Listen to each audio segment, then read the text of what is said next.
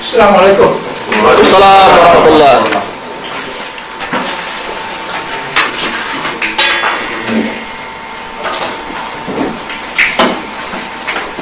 Dalam bahasa Inggris, statement by Tunku Hasan Ditiro, President of Aceh.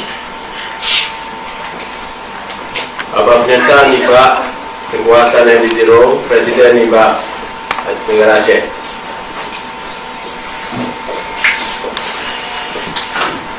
In a historical perspective,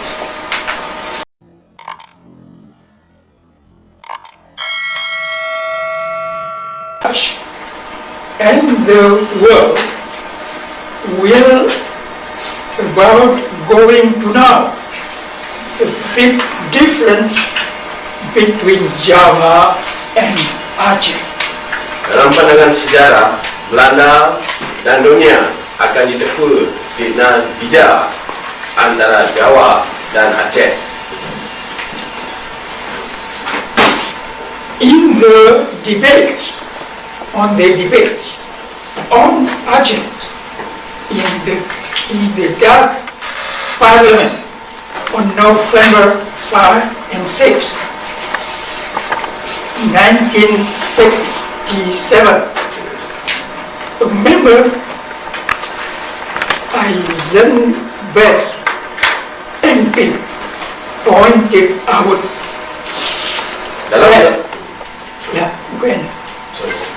Dalam debat perkara Aceh di Parlimen Belanda pada urang 5 November 1907, sidro anggota parlimennya Eisenman kagu pega lagi nyo. Aceh could not be compared with Java. Aceh hanya tak banding dengan Jawa.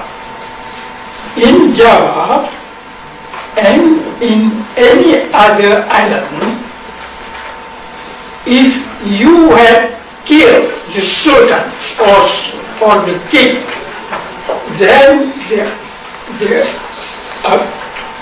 everyone would surrender and the war would be over.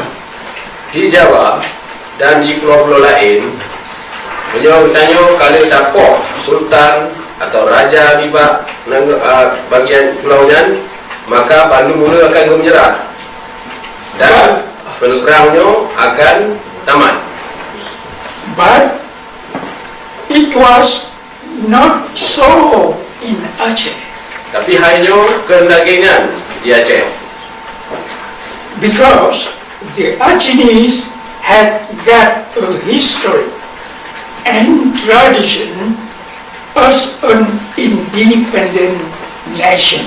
Karena bangsa Aceh dengan sebuah sejarah dan tradisi sebagai sebuah bangsa yang merdeka.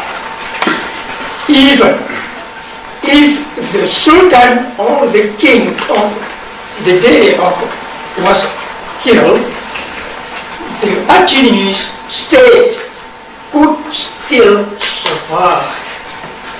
Tapi Sultan atau Raja Pak Watenyan, Pak Uronyan, Kaipo Mete, tetapi negara Aceh cuma di Urangnya, ditanya bangsa Aceh yang nak di luar negara. Kalau tak kala, tak dengar dan tak terasa apa yang tengah terjadi atas bangsa itu di negara. Anak-anak ditanya ramai yang kaya tim dan hana mupakai api. Kahabe hidrogi mata libak inang balai yang musamah ramai cik. Geliung palit dan gema doa bak pada Allah dan gelake benantu libak ditanya. Dalam muapakatnya